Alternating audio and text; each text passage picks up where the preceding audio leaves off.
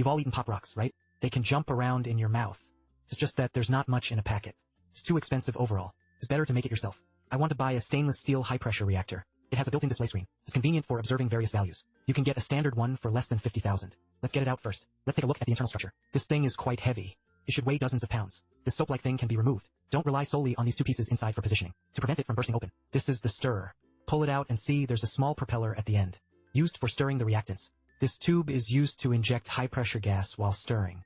This stick is a thermocouple, used to monitor temperature, and there's a shelf to hold the stirrer. This thing is the main body of the reactor, the heaviest part. It's very robust. Put it back slowly first. Cover the stirrer, to prevent dust from getting in. The pot is set up. The raw materials are also ready. First, weigh about 182 grams of sucrose. Just pour it all into the pot. Then weigh 94.5 grams of lactose. Pour it all into the pot. Then weigh 73.5 grams of corn syrup. Pour it into the pot as well. This stuff is very viscous. It's not easy to pour it all out. See? A lot of it sticks to the cup. I'll just pour some water in. Stir it with the handle of the ladle. Let it dissolve in the water. Don't pour too much. That should be enough. Pour it all into the pot. Still stir with a spoon. Mix the 3 sugars evenly. It looks about right. Get a spatula and a thermometer ready. Turn on the induction cooker and start heating. Use low heat. Take it slowly. Easier to control. It looks more fluid now than at the beginning. As the temperature rises, the sucrose breaks down. Some of it will turn into fructose and glucose. Eventually, it will become harder. Can trap the gas well. If it melts, it can explode. The temperature is now around 260 degrees Fahrenheit. It's in the hardball stage. It looks sticky, but not enough. We need to keep heating it. At 270 degrees Fahrenheit, it will enter the soft crack stage. It's over 290. It's already very thick. It has reached the hard crack stage. It will easily crack when put in cold water. Let's boil it a little longer. It's ready. It's a bit over. See? If I cook it longer, it'll become caramel. It's okay. Lots of bubbles. It doesn't smell burnt either. No big deal. Never mind that for now. The syrup is ready. Get ready to color it. Food coloring. First, 3 drops of blue. Then 3 drops of red. Stir it and mix it evenly. Doesn't look quite right. It looks like brown. Let's try a few more drops. That's it. It looks like real grape color. I need to adjust the flavor. It's a flavoring agent, with a strong fruity flavor. Great fragrance. Catch it with a beaker. Pour out a little bit. Its color looks like a rainbow. Just a tiny bit is needed. Putting it into the syrup is enough. If there's too much, it won't taste good. Stir, stir, mix well. Smells good now. Put the glass funnel in place. Pour all the syrup in. The faster the better. Scrape the sides of the pot again. It's not completely clean. The rest has all turned stringy. It's too sticky. Some of it stuck to the funnel. See? While it's still warm, put the sealing ring in place, and then bring the stirrer from above. Cover it, fasten the explosion-proof fasteners on both sides, and tighten the fixing screws. Done. I'm drenched in sweat, but I've also connected the air intake copper tube. Tighten it.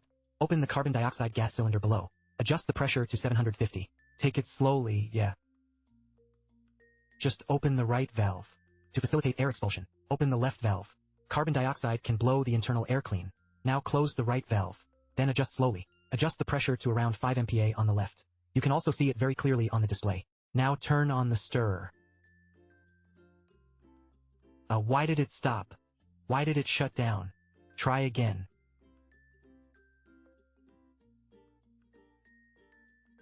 Oh, it's gone again. The screen just went black. It's possible the temperature isn't high enough. The resistance is too great. Can't stir it. I set the speed too high all at once. The internal temperature is now 114 degrees. Let's lower the speed first. Let's start with 200 revolutions per minute. Okay, no problem. Let's try setting it to 300 again. Okay. Finally working properly. The internal temperature is now 120. Let's adjust it a little more. Up to 700 revolutions per minute. It's going up quickly. Everything's normal. Start timing. 5 minutes should be enough. Get ice and cold water ready. Then we'll ice it and put it next to the machine. Time's up. Both missing valves are closed. Now close the carbon dioxide canister below. Remove the air intake copper tube. Take the reactor body with the pressure stabilizer out. Put it in ice water. Soak it in there to cool for about half an hour. If you're not in a hurry, it doesn't matter if you wait longer. Now the internal temperature is only around 16 degrees. Take the pressure stabilizer out. Before preparing a tray, open the valve on the right side. Release the internal pressure. Okay. Loosen the screws. Remove the fasteners on both sides. Pull out the stirrer. It won't budge. I had to use both hands to pull and twist. It's loose now. Take it out. Oh, do you see here? These candies have already popped themselves. Use the scoop to get them out. This stuff is like a mine that explodes on contact. Take a look. It's even better than the store-bought ones. There's a big chunk in this scoop. It's exploding all the time. Let's see. Pops open at the touch. This big one, whoa.